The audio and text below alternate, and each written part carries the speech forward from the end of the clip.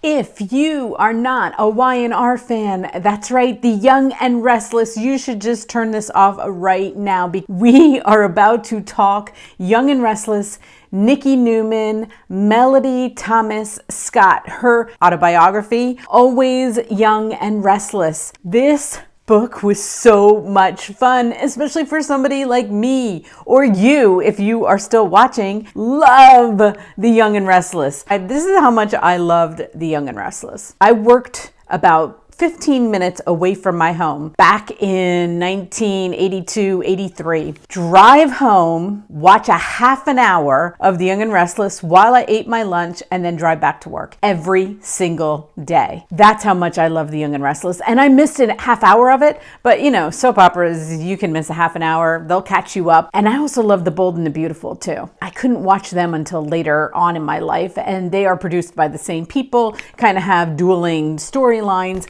Nikki was everything.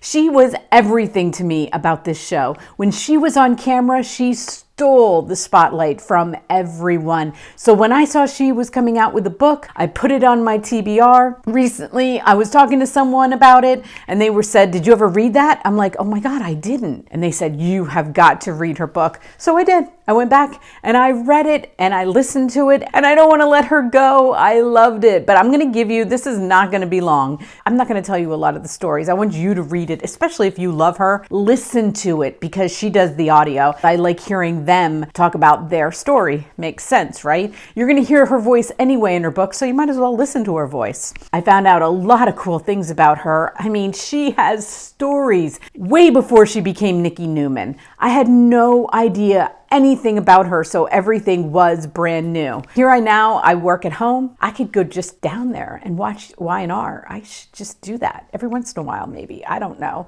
I miss that show, and she's still on it, and so is Victor, and so is Jack, and I love Jack so much. He was also a huge part of the show. Victor was like a little bit older. You know what I mean? Jack was like, he was older at the time. He is older. He was like cool older. He wasn't like your grandfather older. He was just that older guy, business guy, like the guys I was working with in my law firm that I worked at the time. So he was very cool to me. I loved him. Nikki was married to him. I think she was married to him twice. I don't know. Victor like 2 or 3 times. Jack twice. She was married a lot on the show. Let's start at the beginning with her. She was raised by her grandmother. Not a great childhood, and I'm not going to give you too much. There was a lot of emotional and physical abuse, even sexual abuse, which you'll read about. Her grandmother did get her started in the business. So I think she would say that she has her to thank for being a child actor because her grandmother took her to those auditions and got her into show business. She was not a kind person, as Melody will tell you. Her first role, and I can't believe I've got to go back and watch this movie, Marnie, Alfred Hitchcock. I love Alfred Hitchcock movies. 1964, she played the young Marnie. I did see that movie, but I didn't know, I had no idea that it was Melody. Another thing that's kind of funny is she calls herself Mel. When I say Melody, I'm like, oh no, Mel. Like she constantly refers to herself as Mel. I have to get that in my brain to call her Mel because I always called her Melody. She had a recurring role on the Waltons. Did not know that. She actually had to give up her contract from the Waltons to start her role as Nikki. Now, she started as Nikki in 1979. I did not start watching it then. I graduated from high school in 1982, started working 82, 83. That's about when I started watching it. She was a stripper, I want to say, in the beginning of when she came on as Nikki Reed, but I missed all that. So that's all not very familiar. I loved her stories about it because I didn't watch Y&R then. I do remember young Nikki, and I do remember her being with Victor young. 1985, her third marriage, she married one of the show's executive producers, Edward Scott. Now this was a part of the book. I felt like she sounded so much like Nikki. Most of the book she sounds like herself. When she was talking about the fact that there were people on the show who were not that happy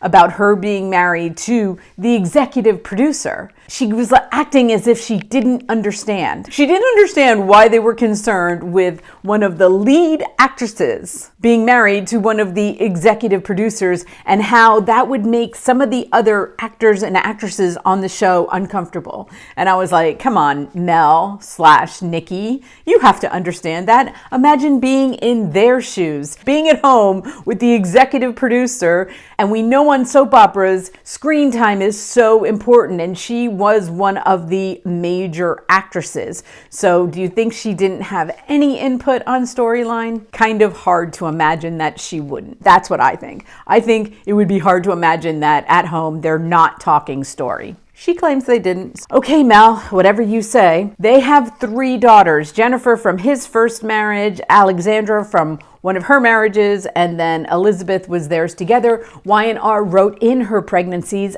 for her children on there, and I remember those so well. And I was trying to think, I think I was even pregnant during one of them. Then in 2019, she celebrated 40 years on Y&R. Is that crazy? That's what you love about soap operas, though. And actually, most soap operas are not on anymore. And the one I watched in high school was General Hospital, and I did watch General Hospital for a very long time, but I loved Y&R's characters didn't change up as much as General Hospital. Same with Bold and the Beautiful. Those actors and actresses really stayed there. There wasn't much turnaround. Victoria, I think, switched a couple of times. I think even Ashley once. For the most part, the 3, when you had Victor, Nikki, and Jack, they were the same people. And you become connected to them. And I became connected to them. And if you're still watching this, I know you were connected to them too. That means you love her as much as I do. It was so much fun. I love reading a fun book like that in between all the other stuff I've got going on. Go get it. If you are a Nikki fan, you will love this book so much. I can't say enough about it, but I didn't want to tell you, there are so many other stories that I'm not going to give you.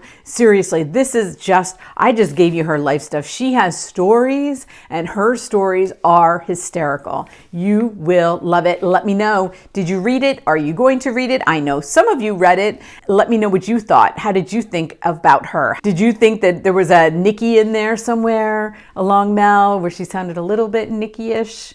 Let me know what you thought. Thank you so much for watching. Until my next video.